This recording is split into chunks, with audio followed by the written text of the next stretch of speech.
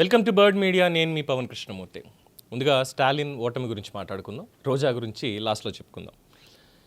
Tamil Nadu assembly ఎన్నికల ఫలితాల్లో డిఎంకేకి ఎదురైన పరాభవం కేవలం ఇది ఓటమి కాదు, పార్టీకి చాలా గట్టి షాక్. రాష్ట్ర వ్యాప్తంగా వెనుకపడడం ఒకవైపు ఉంటే, సాక్షాత్తు ముఖ్యమంత్రి ఎంకే స్టాలిన్ తన కంచుకోటగా భావించిన కొలత్తూరులో ఓడిపోవడం డిఎంకే శ్రేణులని తీవ్ర నిరాశలోకి నెట్టేసింది. 2011 నుంచి వరుసగా 3 సార్లు గెలిచిన స్టాలిన్ ఈసారి అనూహ్యంగా ఓటమి చవిచూడటం ఆయన రాజకీయ ప్రయాణంలోనే అతిపెద్ద దెబ్బగా మారింది. టీవీకే అభ్యర్థి విఎస్ బాబు చేతిలో సుమారు 8,000 ఓట్ల తేడాతో ఓడిపోవడం ఇప్పుడు దేశవ్యాప్తంగా చర్చనీయాంశంగా మారింది. ఇక మరోవైపు ఎడప్పాడి పళనిస్వామి మాత్రం తన బలమేంటో నిరూపించారు. తన సొంత ఎడప్పాడిలో ఆయన భారీ మెజారిటీతో గెలిచి పార్టీ క్యాడర్పై తన పట్టుని మళ్లీ చాటుకున్నారు. 5 ఏళ్లు ముఖ్యమంత్రిగా పనిచేసిన స్టాలిన్ గత ఎన్నికల్లో అఖండ విజయం సాధించిన నాయకుడే ఈసారి ఓటమి పాలవ్వడం రాష్ట్రంలో యాంటీ ఇన్కంబెన్సీ ఎంత బలంగా ఉందో స్పష్టంగా చూపిస్తోంది. డిఎంకేకి ఫలితాలు కేవలం అధికారాన్ని కోల్పోవడం మాత్రమే కాదు, ఒక రాజకీయ సంక్షోభానికి సంకేతం. పలువురు మంత్రులు, సీనియర్ నేతలు కూడా తమ నియోజకవర్గాల్లో వెనకపడడం లేదా ఓడిపోవడం పార్టీ పునాదులు కదిలాయి అని చెప్పి సూచిస్తోంది. ముఖ్యమంత్రి హోదాలో ఉన్న వ్యక్తే తన నియోజకవర్గ ప్రజల విశ్వాసాన్ని నిలబెట్టుకోలేకపోవడం ఇది నాయకత్వంపై పెద్ద ప్రశ్నగా మారింది. మొత్తానికి ఎంకే స్టాలిన్ ఓటమి డిఎంకే చరిత్రలో ఒక కీలక మలుపు.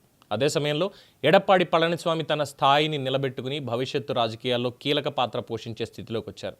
కొలత్తూరులో వెలిగిన ఉదయ సూర్యుడు అస్తమించడం ద్రావిడ రాజకీయాల్లో ఒక పెద్ద మార్పుకి సంకేతంగా మారింది.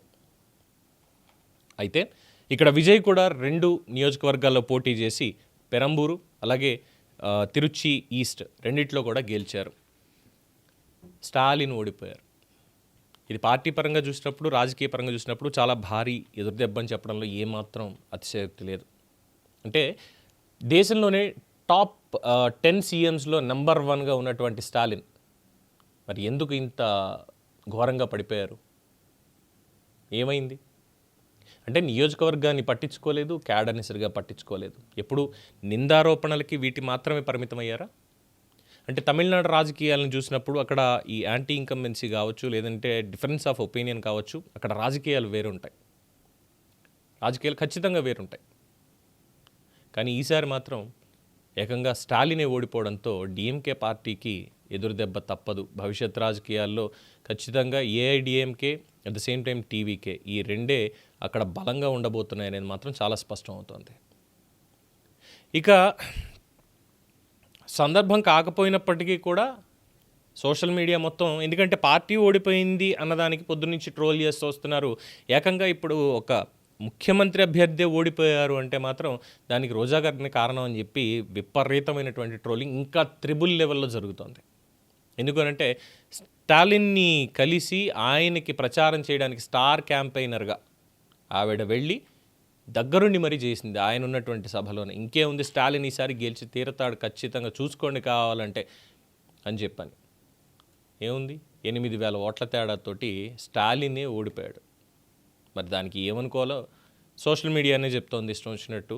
బట్ సంహౌ అంత నెగిటివిటీ పనికి రాదేమో. వారు చేసినటువంటి తప్పులకి విమర్శిస్తే పర్వాలేదు, కానీ మరీ అంత ఐరన్ లెగ్ అని Mudra వేసేసేయడం, at the same time ఇగో ఇలా అవుతుందని చేసేయడం మాత్రం ఎందుకో కాస్త బాగోదు. ఎంతైనా మహిళ కదా, అటువంటి ట్రోలింగ్కి కొంచెం పక్కన పెడితే బాగుంటుందేమో అని ఒక చిన్నపాటి సూచన తప్ప ఇంకోటి ఏం లేదు. ఎందుకనంటే ఆల్రెడీ చూస్తూనే ఉన్నాం, స్టాలిన్ని కలిసింది, కేసీఆర్ని కలిసింది, ఇద్దరు ముఖ్యమంత్రి అభ్యర్థులే.